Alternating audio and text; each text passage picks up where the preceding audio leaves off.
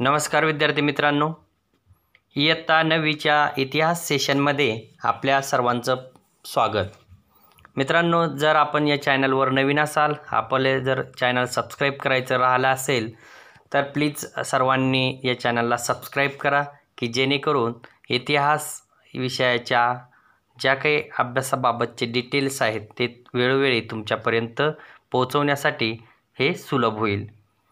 तर मित्रांनो, आपण 3 प्रकरणाचा अभ्यास केला आणि आता आपण आपलं चौथं प्रकरण, ज्याला काही इकॉनॉमिकल डेव्हलपमेंट, भारताचा आर्थिक विकास, या प्रकरणाचा अभ्यास आपण आज करणार आहोत. बघा, जे काही देश असतो त्या देशाचा जो काही आर्थिक विकास असतो हा देशाच्या आर्थिक धोरणांवर खूप डिपेंड करत असतो. कारण जर देशाचे धोरणं जर विकासाच्या दृष्टीनं सुलभ असतील तर त्या देशाचा आर्थिक विकास साधण्यासाठी सोयीस्कर जातं. मग अशाच काही गोष्टी की ज्या काही आर्थिक विकासासाठी पूरक ठरतात आणि ठरलेल्या आहेत आपल्या देशासाठी, तर भारत देशाचा विचार करता या गोष्टींचा अभ्यास आपल्याला या प्रकरणामध्ये करायचा आहे. त्यामध्ये मग आपल्याला आपली अर्थव्यवस्था कोणत्या पद्धतीची आहे, तर भारतानं मिश्र अर्थव्यवस्थेचा स्वीकार केलेला आहे. आपण अनेक विविध योजना राबवत होतो. 1951 पासून स्वतंत्र भारताच्या योजना पद्धत सुरू झालेली होती. तर त्यामध्ये 51 ते 56, 56 ते 61, 61 ते 66 अशा या योजना, पंचवार्षिक योजना आपण विकासाच्या दृष्टीनं तिथे उद्दिष्ट ठेवून ह्या तयार केल्या होत्या आणि त्या योजना आतापर्यंत चालत आलेल्या होत्या. पंचवार्षिक योजना होत्या. त्यांचे यश काय, अपयश काय हे सुद्धा आपल्याला या प्रकरणामध्ये बघायचे. बँका होत्या, बँकांचं जे काही राष्ट्रीयकरण झालं की 1969 जेव्हा 14 बँकांचं इंदिरा गांधींनी राष्ट्रीयकरण केलेलं होतं. त्यानंतर 20 कलमी कार्यक्रम जो काही देशाचे आर्थिक विकासाला गती देण्यासाठी उपयोगी पडणार होता. ह्या सगळ्या गोष्टी. त्यानंतर 1991चं जे काही धोरण होतं की एक स्थिती आलेली होती 1990-91ला भारताची की पूर्ण अर्थव्यवस्था कोलमडून पडते की काय, आणि अशा परिस्थितीत जागतिक बँकसुद्धा आपल्याला कर्ज द्यायला तयार नव्हती. पण तेव्हा ते कर्ज दिले तेव्हा त्यांनी अट टाकलेली होती की जर तुम्ही तुमचे धोरणं बदलत असताल तर तुम्हाला आम्ही कर्ज देतो. आणि तेव्हा भारतानं 1991ला पी.व्ही. नरसिंह राव सरकारमध्ये, ज्याचे वेळेस अर्थमंत्री म्हणून खूप चांगली भूमिका आपले माजी पंतप्रधान मनमोहन सिंग यांनी निभवलेली होती. तर ते 1991चं जे काही आर्थिक धोरण होतं याचा अभ्यास आपण या प्रकरणामध्ये करणार आहोत. तर सर्वप्रथम बघायचं आपल्याला अर्थव्यवस्था, मिश्र अर्थव्यवस्था. आता भांडवलशाही अर्थव्यवस्था, समाजवादी अर्थव्यवस्था, मिश्र अर्थव्यवस्था अशा या अर्थव्यवस्थेचे विविध प्रकार आहे आणि त्यातली भारताने जी स्वीकारलेला प्रकार आहे तो म्हणजे मिश्र अर्थव्यवस्था. तर मित्रांनो बघा, भारताला स्वातंत्र्य मिळण्यापूर्वीच आपण कोणत्या प्रकारच्या अर्थव्यवस्थेचा स्वीकार करणार याबाबत विचारमंथन आपल्या अर्थतज्ज्ञांमध्ये चालू होतं. आणि याविषयी विचारमंथन चालू असताना प्रधानमंत्री जे होते आपले भारताचे पहिले पंतप्रधान पंडित नेहरू यांनी कोणताही टोकाचा मार्ग स्वीकारण्याऐवजी यातून कुठेतरी एक मधला दुवा आपण साधला पाहिजे. आणि म्हणून काही देशांमध्ये भांडवलशाही अर्थव्यवस्था होती, काही देशामध्ये समाजवादी अर्थव्यवस्था होती. मग आपण भांडवलशाही अर्थव्यवस्था स्वीकारायची नाही आणि समाजवादी अर्थव्यवस्था स्वीकारायची नाही. त्याचा एक मध्य म्हणून प्रत्येक अर्थव्यवस्थेचे, कारण फायदे होते, भांडवलशाही अर्थव्यवस्थेचे फायदे आहेत, तोटे आहेत, समाजवादीचे सुद्धा फायदे होते, तोटे होते. म्हणून या दोहीचा मध्य साधत मिश्र अर्थव्यवस्था, खाजगी आणि सामाजिक अशा दोन्ही क्षेत्रात कार्य करणारी अर्थव्यवस्था भारतानं स्वीकारलेली आहे. प्राधान्यसुद्धा त्यात दिलेलं आहे. आणि या अर्थव्यवस्थेमध्ये आपल्याला 3 भाग दिसून येतात महत्त्वाचे. मग ते 3 भाग कोणते? एक म्हणजे सार्वजनिक क्षेत्र असतं. आता सार्वजनिक क्षेत्र म्हणजे काय? हे जे काही क्षेत्र असतं या क्षेत्रातील जे काही उद्योगधंदे हे पूर्णपणे सरकारच्या नियंत्रणाखाली असतात. म्हणजे या उद्योगधंद्यांची मालकी आणि व्यवस्थापन हे सरकार करत असतं. म्हणून या क्षेत्राला सार्वजनिक क्षेत्र म्हणतात. उदाहरणार्थ आपलं डिफेन्सचं जे काही साहित्य आहे, जसं वरणगावला आपलं तुमचं आर्टिलरीचे काही साहित्य बनवण्याच्या फॅक्टरीज वगैरे, ह्या पूर्णतः यांच्यावर नियंत्रण, पूर्णतः मालकी, पूर्णतः त्याचं मॅनेजमेंट जे व्यवस्थापन आहे हे सरकारकडे असतं. याला सार्वजनिक क्षेत्र म्हटलं जातं. दुसरं जे क्षेत्र आहे ते म्हणजे खाजगी क्षेत्र. आता या खाजगी क्षेत्रामध्ये काय असतं, जे काही या क्षेत्रातील उद्योगधंदे असतात ते पूर्णपणे खाजगी मालकीचे असतात. त्याचं व्यवस्थापनसुद्धा खाजगी लोकांकडून केलं जातं. त्यावर सरकारी देखरेख व नियंत्रण असतं, परंतु त्याचं जे व्यवस्थापन आणि मालकी आहे ती मात्र खाजगी असते. उदाहरणार्थ कसं, उपभोग्य वस्तूंची जी काही निर्मिती आहे ती खाजगी क्षेत्राकडून होत असते. आता संयुक्त क्षेत्र, आता या क्षेत्रामध्ये काय असते, या संयुक्त क्षेत्रामध्ये काही उद्योग खाजगी उद्योजकाच्या मालकीचे, तर काही उद्योग हे सरकारी मालकीचे असते. सरकारच्या किंवा संपूर्ण समाज, ज्याला सरकार म्हणजे संपूर्ण समाजच येतो, समाजवादी म्हटलं जातं त्याला. मग खाजगी आणि सरकारी, काही उद्योग खाजगी मालकीचे, त्याचं व्यवस्थापन खाजगी, तिथलं मालकी खाजगी, परंतु काही सरकारी मालकीचे आणि व्यवस्थापनही सरकारचं, असे संयुक्तपणे चालवल्या जातात. त्याला संयुक्त क्षेत्र म्हटलं जातं. म्हणजे आता 3 क्षेत्र पाहिले आपण, एक सार्वजनिक क्षेत्र, दुसरं खाजगी क्षेत्र आणि तिसरं संयुक्त क्षेत्र. आता तसंच अर्थव्यवस्थेचं प्रकारसुद्धा आपण जेव्हा बघितले तेच आता आपल्याला या क्षेत्रामध्ये लागू पडतात, त्यांच्यामध्ये साम्यता आहे. आता मिश्र अर्थव्यवस्था सुरळीत चालण्यासाठी काय पाहिजे, यासाठी एक अतिशय महत्त्वाची गोष्ट म्हणजे जे काही खाजगी लोक आहे आणि सरकार आहे यांच्यामध्ये सुसंवाद असला पाहिजे. त्यांचं जे कॉर्डिनेशन आहे ते बेस्ट दर्जाचं असलं पाहिजे. कारण त्यांच्यामध्ये जर सुसंवाद असला तर अर्थव्यवस्था जी मिश्र स्वरूपाची असते ती सुरळीत चालते. आणि या व्यवस्थेचे एक उद्दिष्ट आहे ते म्हणजे अधिकाधिक उत्पादन करायचं, मोठ्या प्रमाणावर लोकांचा सहभागसुद्धा त्या उत्पादन क्षमतेमध्ये मिळवायचा असतो. या व्यवस्थेत भांडवलशाही व समाजवादी अर्थव्यवस्थेतील चांगले गुण एकत्र करण्याचा प्रयत्न हा झालेला दिसून येतो. नफ्याची प्रेरणा, उपक्रमशीलता, नियम पालन, कालबद्ध नियोजन इत्यादी गोष्टी मिश्र अर्थव्यवस्थेत दुर्लक्षून चालत नाही. आता भांडवलशाहीमध्ये कसं आहे, जास्तीत जास्त नफा मिळवायचं हेच उद्दिष्ट असतं, परंतु यामध्ये कसं लोकांचा सहभाग, लोकांचं हित हे सुद्धा साधण्यावर आपल्याला मिश्र अर्थव्यवस्थेमध्ये भर देताना दिसून येतं. देश हिताला प्राधान्य देण्याची प्रवृत्ती ही मिश्र अर्थव्यवस्थेमध्ये असते. दीर्घकालीन स्वरूपाचा विकास साधण्यात यावा आणि म्हणून दीर्घकालीन विकासावर अधिक भर देण्यात येत असतो. संरक्षण आहे, शास्त्रीय संशोधन असतील, जे काही तुमचे रिसर्च असतात, सायंटिफिक रिसर्च असतात, विमानतळाची उभारणी, बंदरे, रेल्वे, कालवे, रस्ते, शिक्षण, ह्या सगळ्या ज्या गोष्टी आहे, या गोष्टींना लागणारी जी काही गुंतवणूक आहे, ह्या गुंतवणूक कशी आहे, ही फळ उशिरा देणारी गुंतवणूक आहे. आता शिक्षण, आज जरी शिक्षणावर सरकार खर्च करतो, परंतु यातून जे काही मानव संसाधन निर्माण होणार आहे, पुढं देश उपयोगी ते पडणार आहे, ते लगेच मिळणार आहे का, नाही, हे उशिरानं फळं या संसाधनाची मिळत असतात, या क्षेत्राची मिळत असतात. आपल्याला हे आपल्या गत अनुभवावरून दिसून येतं. आता वरील पद्धतीनं मिश्र अर्थव्यवस्थेचे प्रारूप जर वापरून पंचवार्षिक योजनांचा स्वीकार हा भारतानं केला आणि विकासाची वाटचाल सुरू केलेली होती. आता 1973चं जे काही औद्योगिक धोरण होतं, यामध्ये विकासाची गती वाढली होती. या धोरणानुसार अवजड उद्योग, उद्योजक घराणे व परकीय उद्योग यांचा प्रभाव आटोक्यात आणणे आणि प्रादेशिक विकासाचा समतोल साधणे या गोष्टींना प्राधान्य दिले गेले होतं. जे काही देशामध्ये लघु उद्योग चालतात, ग्रामोद्योग चालतात, कुटीर उद्योग चालतात, यांच्या विकासावर लक्ष या 1973च्या औद्योगिक धोरणाद्वारे देण्यात आलं.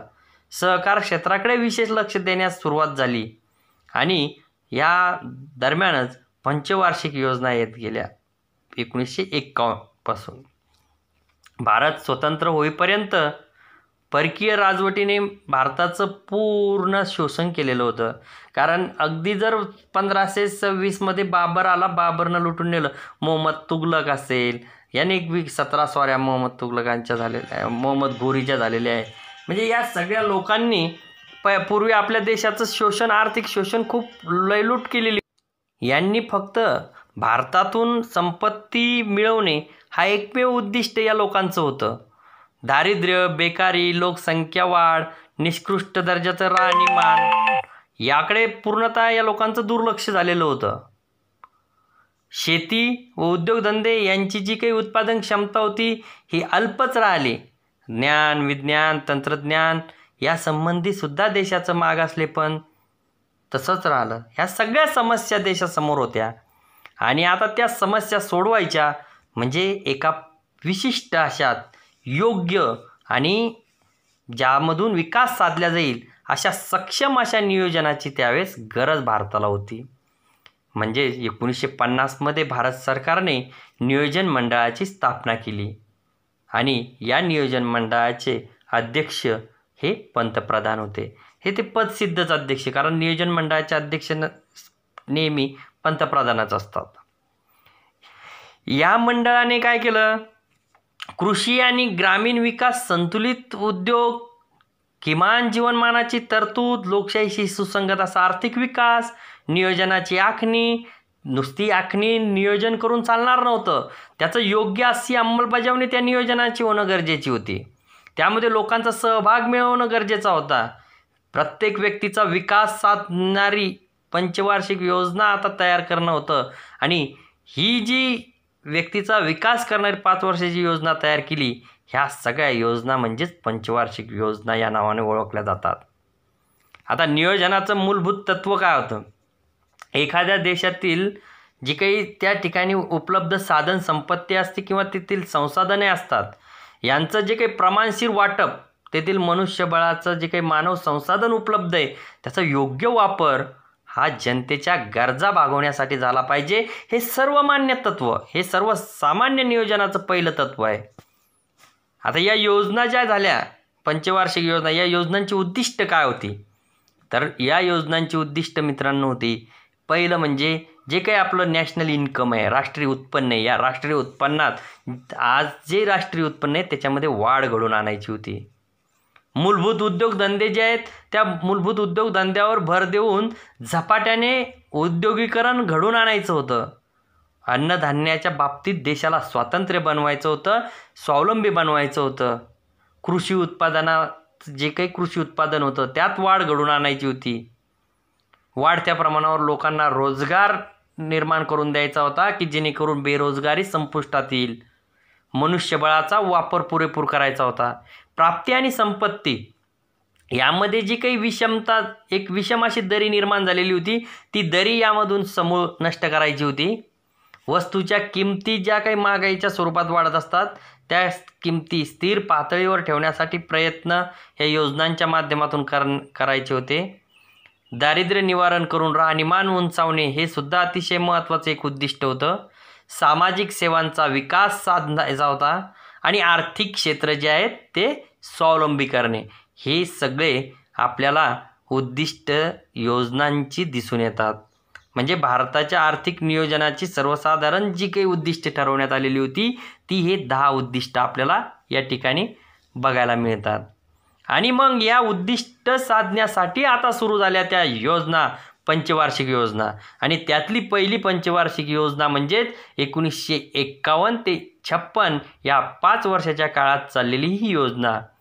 या योजनेमध्ये जर पाहिलं आपण तर आपल्याला या शेती, सामाजिक विकास, जलसिंचन, जे काही पूरग्रस्तांचे प्रश्न होते त्यासाठी पूर नियंत्रण, ऊर्जा निर्मितीसाठी विविध साधने, ग्रामीण भागात चालणारे छोटे छोटे उद्योगधंदे, मोठे उद्योगधंदे, खनिजे, वाहतूक, दळणवळण, शिक्षण, आरोग्य या सर्व गोष्टीवर जो काही खर्च करण्यात आलेला होता या योजनांच्या माध्यमातून, या सर्व योजनांवर जास्तीत जास्त खर्च करून या सर्वांचा विकास साधणे या पंचवार्षिक योजनेत आपलं ठरलेलं होतं. आणि नियोजनबद्ध आर्थिक विकासाची पायाभरणी करणारी ही योजना होती आणि त्या पद्धतीनं या योजनेला तसं यशसुद्धा प्राप्त झालेलं होतं. कारण याच योजनेच्या काळात अनेक उद्योगधंदे वाढीला लागलेले आपल्याला दिसून येतात. याच योजनेच्या काळामध्ये आपल्याला कुठंतरी हरित क्रांतीची एक म्हणजे बीज रोवल्या गेलेली होती. त्याला स्वरूप नंतर 61-62मध्ये आलं, 66मध्ये खरं त्याला अंतिम स्वरूप मिळालं, परंतु इथून या काळातच ती सुरुवात आपल्याला दिसून येते. त्यानंतरची दुसरी पंचवार्षिक योजना ही 1956 ते 1961 या 5 वर्षाच्या काळात होती. आता पहिल्या जी योजना आहे तिच्यात आपण भर कशावर दिला, शेतीवर दिला, सामाजिक विकासावर दिला. आता ही जी दुसरी योजना आहे यामध्ये औद्योगिकरण महत्त्वाचं उद्दिष्ट ठरवण्यात आलेलं होतं. मग या योजनेमध्ये काय झालं, दुर्गापूर, भिलाई, रूरकेला या ठिकाणी पोलादी कारखाने उभारल्या गेले. सिंद्री या ठिकाणी रासायनिक खताचा कारखाना उभारला गेला. चित्तरंजन येथील रेल्वे इंजिनाचा कारखाना उभारला गेला. पेरांबूरमध्ये सुद्धा रेल्वे गाड्यांचे कोच म्हणजे डबे बनवण्याचा कारखाना. विशाखापट्टणम जे आहे त्या ठिकाणी जहाज बांधणीचा कारखाना. म्हणजे हे जे काही प्रचंड अवजड उद्योगधंदे आहेत हे आपल्याला दुसऱ्या योजनेमध्ये नावारूपाला किंवा प्रत्यक्षात उतरताना दिसतात. त्याच दरम्यान शेतीचा विकासासाठी, शेतीला पाणी पुरवठा करण्यासाठी धरणं महत्त्वाचे होते, तर डॅम जे महत्त्वाचे. त्याच काळात भाकरा नांगल हा प्रकल्प झाला. दामोदर यासारखी प्रचंड धरणं या काळामध्ये उभारल्या गेली. आणि नक्कीच या योजनेमुळं जे काही आपलं GDP आहे किंवा जे काही आपलं राष्ट्रीय उत्पादन आहे यामध्ये वाढ होऊन राष्ट्रीय उत्पन्न हे आपलं या काळात वाढ झाल्याचं दिसून येतं. तर यानंतरची जी काही योजना आहे ती म्हणजे तिसरी पंचवार्षिक योजना. आता ही तिसरी पंचवार्षिक योजना जी आहे ती 1961 ते 1966. यामध्ये काय होतं, उद्योग आणि कृषी क्षेत्र या दोघांचं संतुलन साधायचं होतं. पहिल्या योजनेमध्ये आपण कृषीवर भर दिला, दुसऱ्या योजनेमध्ये उद्योगधंद्यावर भर दिला. आता या दोघांचं संतुलन करायचं होतं. या दोघांमध्ये कुठंतरी दोघांचा विकास संतुलित स्वरूपात साधण्यावर खर्च करायचा होता. त्यामुळं दर साल राष्ट्रीय उत्पन्नात वाढ घडवून आणायची होती. अवजड उद्योग आहेत, वाहतूक आहे, खनिज उद्योग आहे. विषमता ज्या सामाजिक, आर्थिक, शैक्षणिक, राजकीय याचं निर्मूलन करून रोजगारांच्या जास्तीत जास्त संधी निर्माण करण्याचा हेतू या योजनेमध्ये बांधला गेलेला होता. आता तिसऱ्या पंचवार्षिक योजनेनंतर 3 एकवार्षिक योजना आल्या होत्या, कारण त्यानंतर इंदिरा गांधी सरकारनं ह्या योजना बंद केल्या. 3 वर्षाच्या काळासाठी या योजना बंद झाल्या. योजना होत्या पण मग त्या पंचवार्षिक नव्हत्या, एक वर्षाची. 66, 67, 67, 68, 68, 69 अशा या 3 वर्षाच्या काळात 3 स्वतंत्र योजना आल्या. आणि मग या काळात तीव्र दुष्काळाचा सामना करावा लागला, कारण चीनचं आक्रमण झालेलं होतं. पाकिस्तानचं युद्ध, चीनचं 1962चं, पाकिस्तानचं 1965चं. यामुळे विकासाच्या कामापेक्षा संरक्षणावर जास्त खर्च करावा लागला. दुष्काळ निवारणाकडे सरकारला अधिक लक्ष द्यावं लागलं. आणि या दुष्काळ आणि परकीय आक्रमण यामुळं काय झालं, भारतीय अर्थव्यवस्थेवर प्रचंड असा ताण निर्माण झालेला होता. आणि म्हणून हा निर्णय एक एक वर्षाच्या योजना या इंदिरा गांधी सरकारच्या काळात राबवण्यात आल्या. तर मित्रांनो, अशा पद्धतीने आज आपण आपली जी काही अर्थव्यवस्था आहे, अर्थव्यवस्थेतून आर्थिक विकास साधण्यासाठी ज्या काही गोष्टी महत्त्वाच्या होत्या त्यामध्ये आपण नियोजन पाहिलं. त्या मिश्र अर्थव्यवस्थाचा अभ्यास केला आपण, देशाने स्वीकारलेली. त्याचे ते 3 भाग आहेत, सार्वजनिक क्षेत्र, खाजगी क्षेत्र आणि संयुक्त क्षेत्र. याची चर्चा आपण केलेली आहे. त्यानंतर आपण पंचवार्षिक योजना बघितल्या.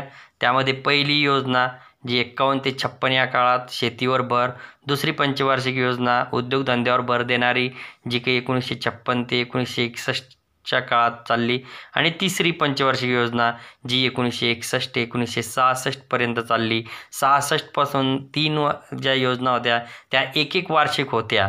आता यानंतर जी काही चौथी पंचवार्षिक योजना होती ती 1969 ते 74 चालली. ते आपण आपल्या दुसऱ्या सेशनमध्ये त्याचा अभ्यास करूया. जर तुम्हाला या संबंधात काही अडचण असेल तर माझ्या पर्सनल नंबरवर तुम्ही व्हॉट्सअपद्वारे तुमच्या अडचणी मांडू शकता. धन्यवाद.